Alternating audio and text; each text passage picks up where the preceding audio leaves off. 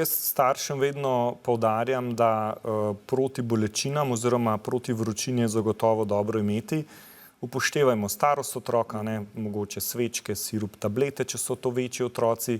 Potem pa se mi zdi tudi zelo pomembno, da imamo kakšno fiziološko raztopino, ki jo lahko uporabimo za čiščenje ran, za čiščenje oči. Pogosto, ko smo na morju, pride do kakšnih vnetij oči ali pa tudi pri ušesu, In pa pomembno se mi zdi tudi, da imamo kakšno mazilo, recimo kakšno hladilno mazilo ali pa recimo ta mazila, ki imajo noter že malo snovi, ki razkužujejo, lahko tudi kakšno milo za razkuževanje.